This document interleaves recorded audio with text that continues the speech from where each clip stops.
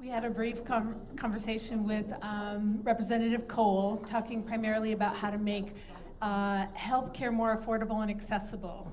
And my experience with seeing more healthcare made available to underserved populations is within the advanced primary care models coming out of Medicare Advantage and delegated risk, where these advanced primary care model medical groups are setting up in underserved communities and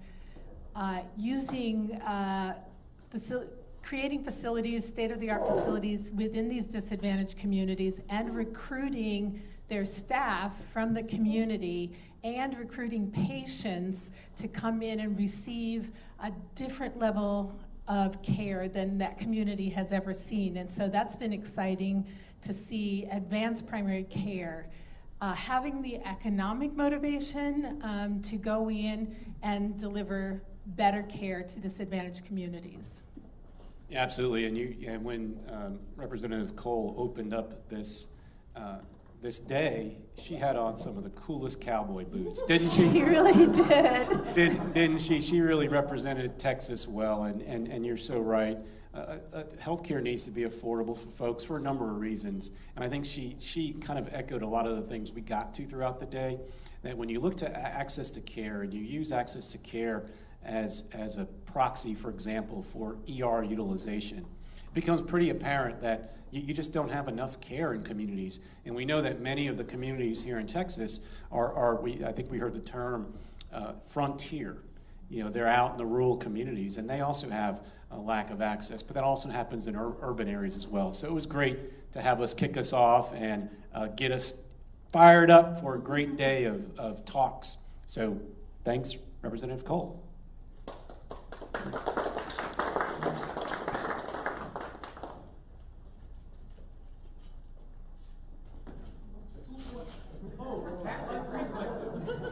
Hey, while they're changing out, I had a couple more comments about access to care in rural communities in particular.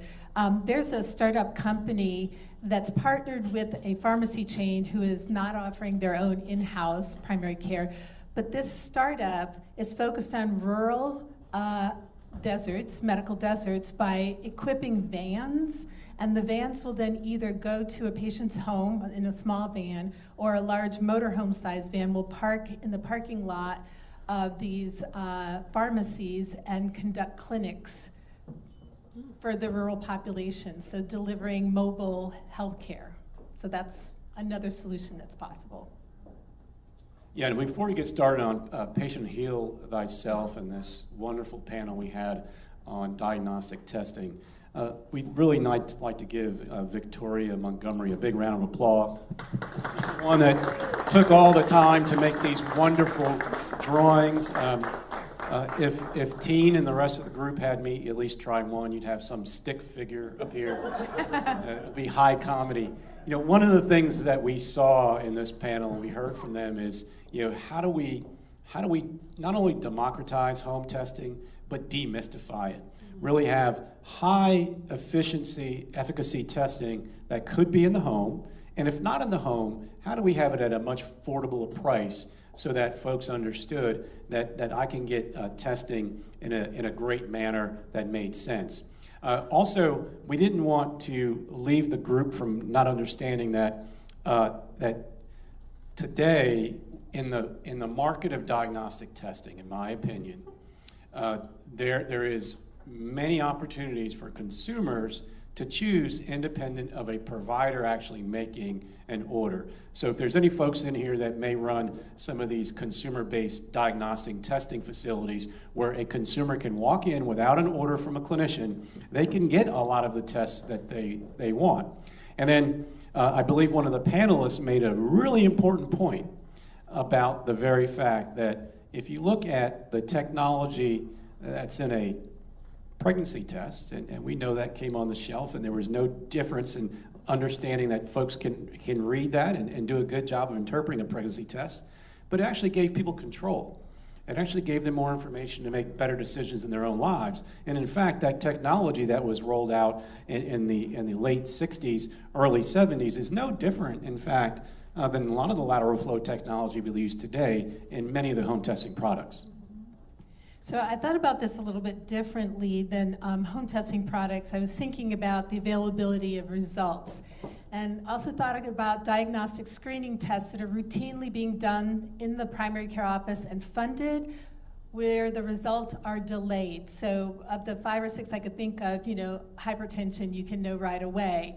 But A1Cs and some of the other lipid tests, for instance, you order it and then you have to wait for the results. That's problematic. Some of the cancer screening tests, not only you have to wait for the results, but you have to send the patient somewhere else. And we know that compliance for referrals to those kind of testings is really poor. So if there was a way to have technology in primary care that could be done and resulted during a rooming process, for instance, and be available during the encounter, that would save a lot of time and a lot of efficiencies. Yeah, I would agree, right? And so I close on our last panel by saying we have a healthcare system perfectly designed for the results we get. We have a lot of inherent waste. We waste a lot of time and resources, and that's great. We need to have care solutions that make sense for the right patient population. Then the information needs to be actionable in real time.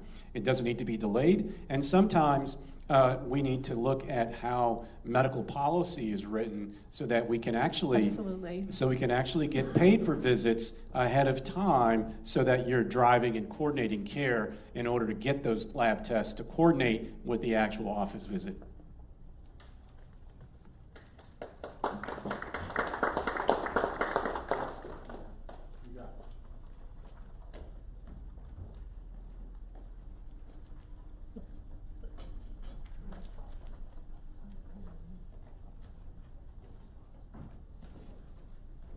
Okay, so for the burnout, I had some notes about the employed physician model. And I know there's a real struggle between physicians wanting to be independent and being employed, but what I have seen is in the employed model, in the advanced primary care model, patients are permitted to have a smaller panel. They are wrapped with resources to help meet all the new requirements of documentation, and they're wrapped with a team of people. So I can see within the convenience care clinic, there's a lot of the employed physician model and provider model. So hopefully the best of that will emerge, because change is very painful for the primary care community. To change from a sick care model in a fee-for-service world to a health and wellness model where you're seeing patients when they're not sick and trying to usher them into a state of wellness to avoid those sick crises. Yeah, and you're right. I think here that this became pretty evident during COVID. I mean, we saw all of the constraints that happened during COVID with things like PPE, but these things from a burnout perspective are happening, a half a decade or more, probably more like a decade before COVID. And what we saw was the unrelenting fee-for-service model creating so much downward pressure on traditional primary care that you saw a mass exodus. You saw an opportunity for more people to be engaged around specialties that didn't require a whole lot of didn't require some of the same pressures. And so we used to talk about the folks in healthcare that really kind of had this glorious lifestyle and didn't suffer from burnout, and we called it ROAD.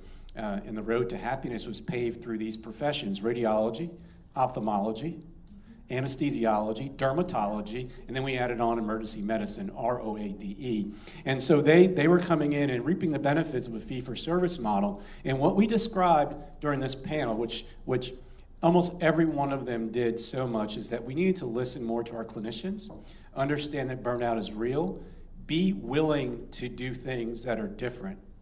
You got a psychiatrist that wants to work 1 day a week? Don't make it so inflexible that he or her can't deploy their skill. And you heard that story that practitioner is like, which day do you want to work? Pre-pandemic, we would have never had that conversation. You'd have people rolling over in their grave letting a doc work just 1 day a week. What kind of crap is that? But now it's because we understand we have to work better together.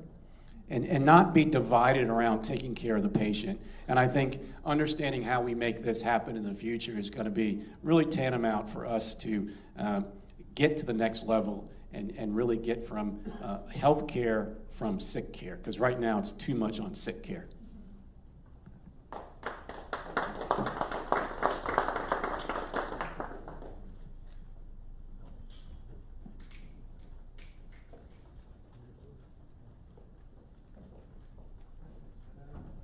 Nate and Mike can do a lot of things. It's pretty impressive. Yeah, you know what they say in healthcare, right? You know, you saw them with their very first transition of that first slide. A little awkward, right? Fell over. But in healthcare, you know, your second 100 surgeries are better than your first 100. Okay, so I was really, really focused on the consumerism that's driving healthcare now. And I know when I'm not using self-checkout in the grocery store, I'm always asked, did you find everything you were looking for? And I feel like I would like to be treated like a consumer in healthcare, and my experience is much different. I'm gonna name names here because I'm that frustrated. I was using primary care with Emory Healthcare System, and they made it so hard for me to get care if it wasn't a routine appointment scheduled months in advance. So I would call, if I wanted a sick visit, my phone call went to a system switchboard.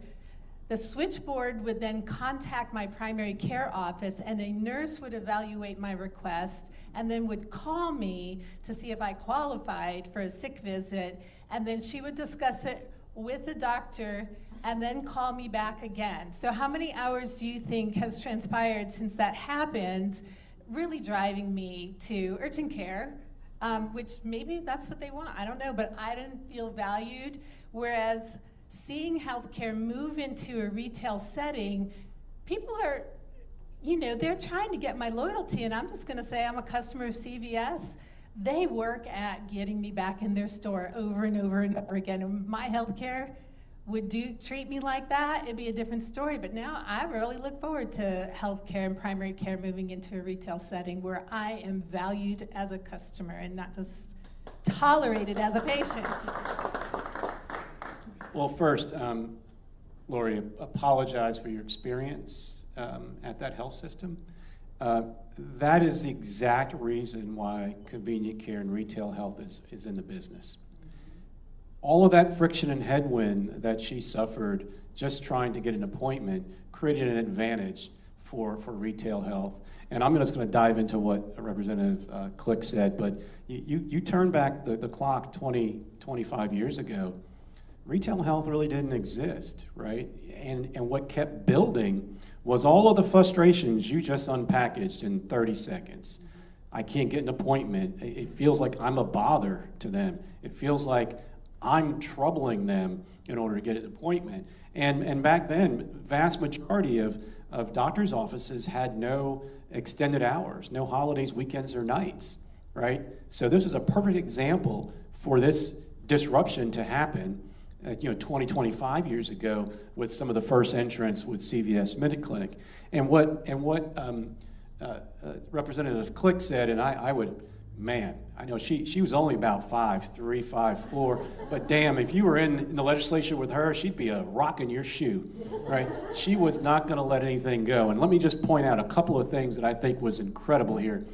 She was really focused on transparent pricing, understanding that 50% of consumers today don't have $1,000 in their checking and savings account, so many Americans are living paycheck to paycheck. If you want to be competitive in the state of Texas and broadly around healthcare, she really felt that consumers are very cost conscious. And in our world, we call them value consumers in Kroger land. But she also talked about making sure that we have high touch care. We need to remove barriers. She was a full advocate for full practice authority in the legislature, and she wants that passed now. That's what it seems like. And then we need to improve access to care and then have what we call workforce redundancy. I don't know if you heard it. when you have some of your most highly trained professionals leaving the state to go to a border state like New Mexico, no bueno. One more horror story. I fired Emery, went to a new practice, and in the last 6 months between my husband and I, we've called 3 times for sick visits. Twice we were denied, and once, the one time they allowed us in for a sick visit, my husband had gone blind in one eye, and that qualified for a sick visit. But the other 2 were like, go to urgent care, go see a neurologist. Like, yeah, I can just call up and see a neurologist. Let's go, convenience care clinics. Sinful.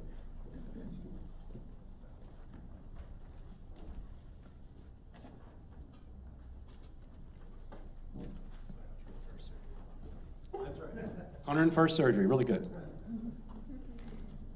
I'll go first because he's so much smarter.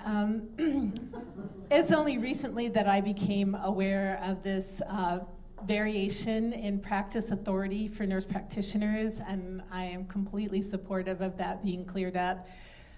We have frequently, when requesting appointments, been given a choice of waiting 4 to 6 months to see a doctor or to see a nurse practitioner in the same practice in 1 to 2 weeks. And we, without hesitation, accept that offer to see somebody currently. And our experience has been terrific.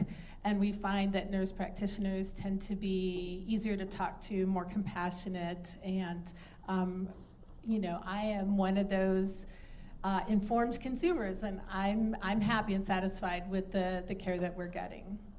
Yeah, and I believe that, when we first started in this business, there was a thought we needed to validate the skill set of nurse practitioners, and so many times we would leverage agency with health system and the broader physician community to give to validate what was going on. And over the years, we've seen that dynamic change. And what I loved about this panel, it is time to take the handcuffs off. It really makes no economic sense in the model. It actually is actually hurtful to patients. And I'll share something that, just on a personal note, I remember first joining the practice and had always been around physicians. And quite frankly, being around nurse practitioners was a little intimidating, right? Because they were very vocal in saying what was wrong with the system. And I remember one coming up to me and saying, "Do you believe they won't let nurse practitioners write for a diabetic shoe?" And I tried to pretend like I knew what she was talking about. And I was like, "What, a diabetic shoe? That's so stupid." Just on the phone with the folks from CCMI and one of their deputy directors, understanding that there are innovative new models, and I hate to say innovative new models for ACO REACH that are expanding the scope of nurse practitioners to include writing for a diabetic shoe. That's way too late, right? You're going to have new legislation around an ACO REACH model, a payment model that's going to finally allow them to do what they should have been doing since the inception of the practice. So it is great that we have this rally cry. We're the silent army, nurse practitioners. I think the time is now. I've always told team, never let a good emergency or a good crisis go to waste. And so we saw. Thank you, Lori. See, she's smart. Because what we have right now, we have the perfect storm with all of the public health emergency that's out here. We have enough momentum with states that I never thought would have succumbed to a full practice authority like Kentucky. Can you believe that? I thought the Commonwealth of Kentucky would be the last one standing. But we're seeing states beginning to understand that consumers have adopted this level of care. The data is sufficient enough that the quality remains high. In fact, the satisfaction ratings with nurse practitioners are higher than traditional physician practices. So as this begins to unfold over the next 5 years, I've told our health system partners that we talk to that be prepared that these collaborative practice agreements will go away. They're going to be a thing of the past, and what's going to happen is a new model of care will emerge. And a new model of care emerges, it means that nurse practitioners cannot be silent anymore. You heard them say, be your own advocate. Get involved, and that's going to be an important next step in this iteration of helping move from high quality health care away from just sick transactional care. Right, especially when there's such a shortage of care delivery. I think this is our last one.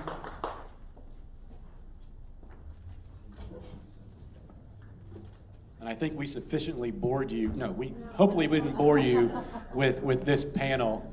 And I was just really pleased to be on this panel, and I'll open up with a couple of just really quick comments.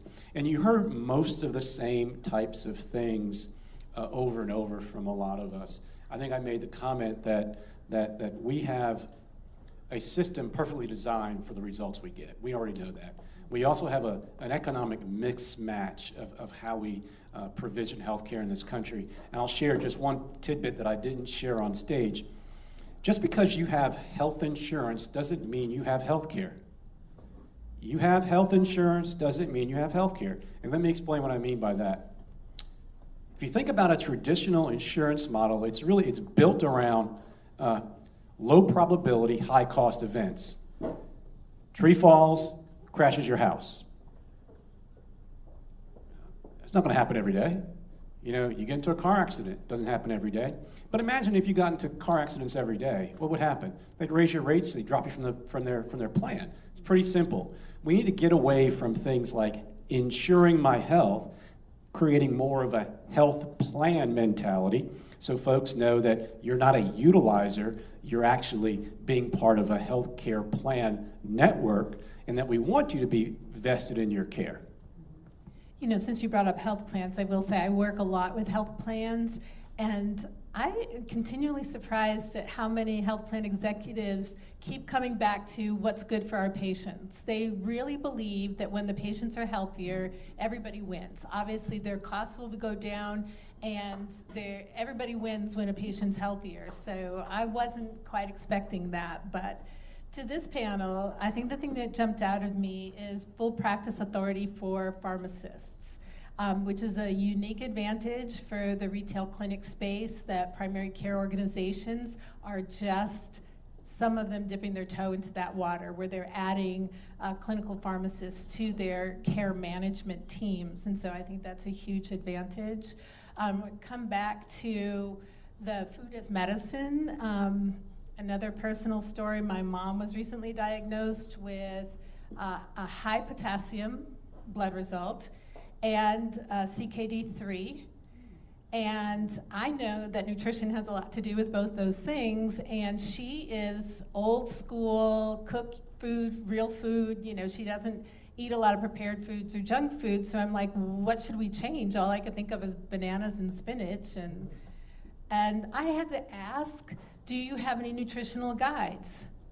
And they're like, oh, yeah. And they pull something out of a folder and hand it to me for your high potassium. Why did I have to ask for that? And then they had no advice on how to eat when you have CKD3. Surely there are some guidelines you need to follow. Low sodium, that's super obvious. What about all the other things, I didn't get any help or support on that, and that's not true healthcare. Again, let me apologize, right? Because, that is, again, it's sinful, and there's other things we can do. Let me help you talk offline about how we can think about that. And Evan, correct me if I'm wrong, right? The Pharmacist Practice Authority Act that we're looking at, HR 3108? 7213. 7213, that's a Senate bill? House bill. House bill. No, I'm way off. I just made up some numbers. That's probably why I didn't win the Powerball. But one of the things that I also just wanted to point out in this is that you heard this statement, and this is so powerful. 80% of consumers are willing to give up their providers for convenience. And we've heard, now you mentioned, real life stories about how it was completely inconvenient for you, right? And this is where we step in to really kind of be that intermediary, right? Be that inflection point where we could actually solve some of these things.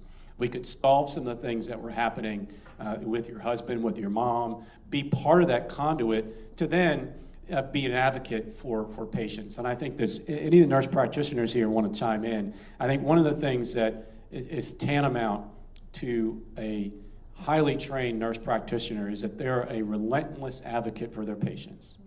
They're going to be like an old dog with a bone. Now, they're not old, don't get me wrong, but they're not going to give up. They're actually going to advocate to the fullest extent they can to get the best care for their patients. And I believe physicians will do the same, but they're just constrained by a lot of time. So things have to change here. And what I mean that needs to change is the community has to be at the center of what we do and really refocus the effort on patient care, not just sick care alone, but understanding how important the holistic view of the patient is. Yeah, I heard that too about the convenience care clinic, whoever you are, your CVS or Kroger, very much more community-minded. I see a lot of these social media things on LinkedIn about their investment in the communities and how they're trying to be relevant to their communities. And I think that engenders goodwill. And again, healthcare consumers are consumers. They want to be customers. And I think the investment that retail clinics have is that they're not just a patient, they're a patient and a customer. And so you care about them differently. Absolutely, and I think this is where the power of retailers can make a huge course correction. Thinking about this as a big aircraft carrier, and retailers have been really good at understanding what consumers want and then reacting to what consumers want. You look at, and I remember back, and I'll tell a quick little story, and I don't want to stand between dinner, but I remember, and I'm a veteran, and I remember going to the VA and taking a VA survey, then getting the survey back, right?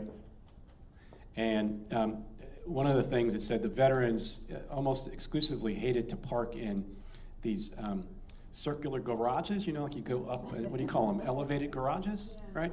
And guess what the Secretary of VA, I'm going to build 4 more these garages. We had to drive up and park in that way. So many times health systems, I'm picking on them, but many times health systems don't have the flexibility to react to consumer demand the same way that a retailer does. And I'll give you one example. We may fall in love with a product, put it on the shelf, it doesn't sell. That's either the wrong placement, right? It doesn't work, but we don't respond that way in healthcare. And I think as we continue this evolution of delivering more value, more convenience for consumers, we continue to grow more of the share of opportunity from the patients. And the more they begin to do that, the more they begin to trust us. And I think that's the bottom line. It's going to center on trust. George also said that in the retail clinics, you have everything a patient needs to live their best life. And that's unique. And so I really do hope that primary care gets a foothold, and it's increasingly less urgent care and more primary care in convenience care clinics. We got to make the shift.